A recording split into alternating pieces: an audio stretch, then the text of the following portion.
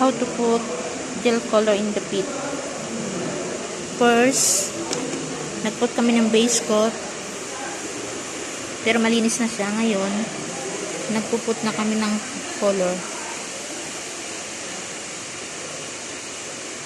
Tag-isa kami ng kaibigan ko, tag-isa kami tao.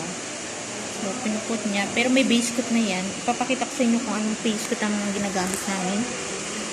Ito yung base coat na ginagamit namin. Ela siya, pasensya na. Medyo marumi kasi sa mga gel. Yan. Ela. And ito muna yung yung primer. Ito yung first na gagamitin. Tapos ito yung second. Ito yung gel. Base coat. So, nalagyan na namin.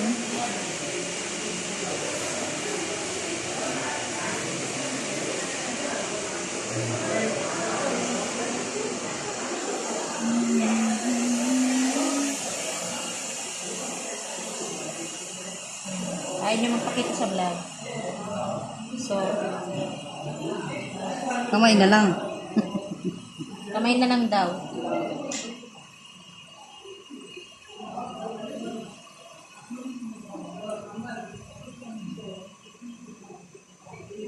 Pagkatapos niya, nilalagay namin sa machine.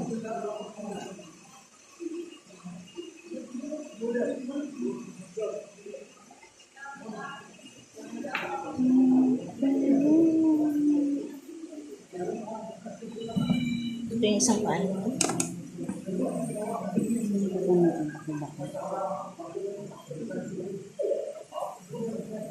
This is the first coating. So, meron pa kaming second coat. Depende yan kung mag-aano pa yung yung kulay niya. So, pwede siya maglagay ng third coat. So, ilalagay namin sa machine. Yan. Pagkatapos, yan na yung pangalawang paa niya.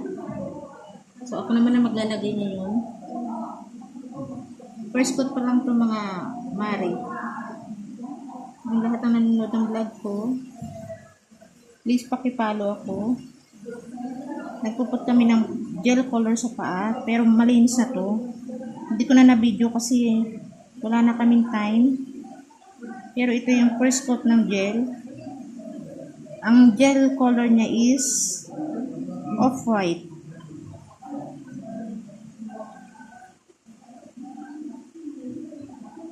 Yan. Pagkatapos niyan, iaano nyo muna.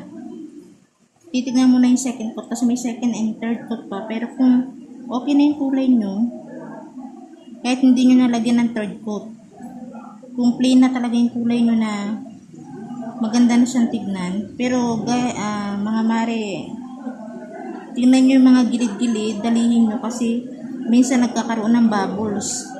Yung bubbles na yun yung cause ng minsan madali siyang matanggal kasi napapasukan siya ng tubig eh.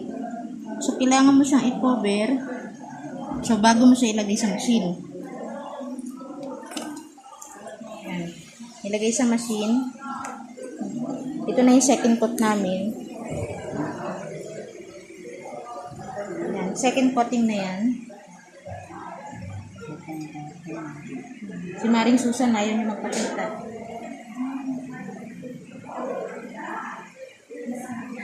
Second coating na yan. Yes.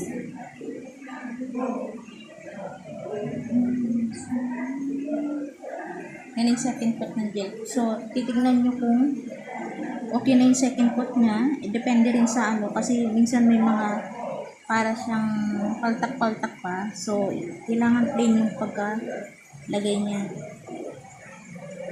Kasi kung hindi, minsan ang customer nagre-reklamo, hindi maganda pagkalagay ng ng gel color. So, kailangan natin i-plain guys. I-cover natin yung mga gilid-gilid kasi talagang minsan sensitive din yung pasyente, yung customer. So, kailangan natin ayusin. Lalo na mga foreigner sila, kailangan talaga na pulido ang gawa. Yan na, second coat na yan. So, pagtapos nyan, pwede na kami maglagay ng top coat kasi nga, Kung maganda na yung kulay niya. Yan na siya. So, ipapakita namin sa iyo yung finish na. Tapusin yung video na to kasi tatapusin namin yung hanggang sa matapos na yung ano niya, yung kuko niya.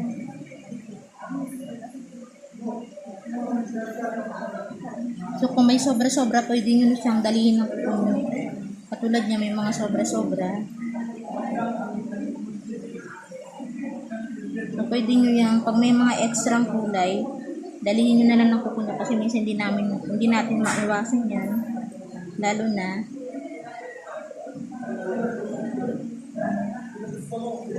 second coat na yun. So, ako naman na maglalagay.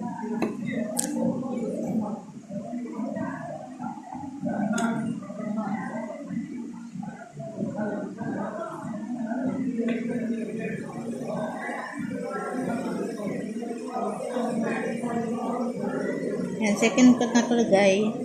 Mga mare.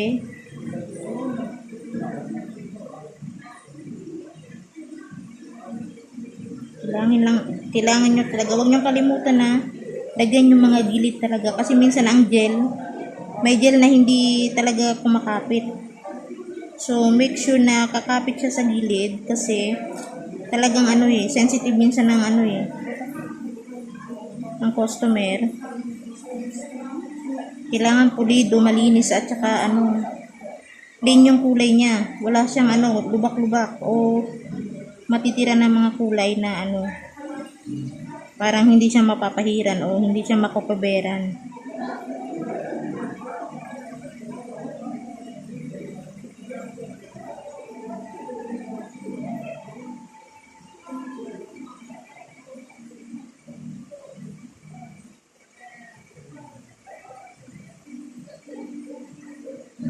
Pag may extra, pwede nyo nang dalihin ng kamay. Kabera natin yung pinakataas niya. Kasi minsan, mas maganda kasi may cover ang taas.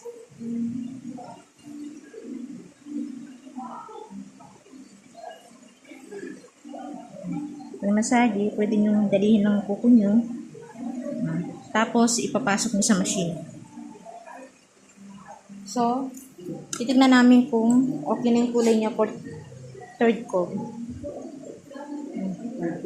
Huwag na, mag-second coat. So, lalagyan namin ng third coat. Para plain yung kulay niya kasi niya eh.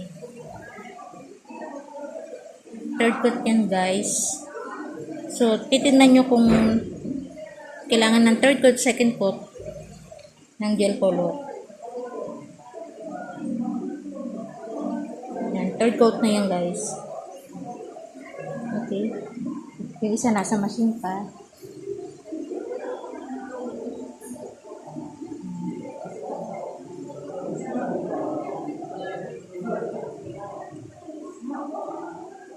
So, matagal. Minsan, umaabot kami ng 1 hour. So, talagang kailangan pulido ang gawa namin. Kasi may mga customer talaga na nagre-reklamo. So, kailangan talaga tsagaan. Mahabang pasensya mo sa mga ganito. Diba? Kasi mayayari kami sa boss namin, hindi kami pasasahurin. Pag magre-reklamo ang customer, my God. Ang hirap maging manicurista. Akala nyo lang guys. Pero thanks God. Third coat na yan, bebe.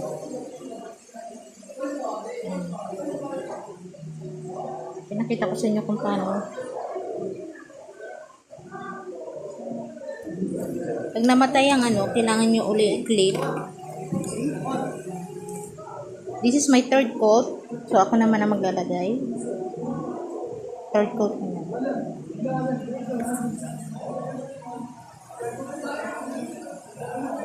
Third coat na ito mga mare.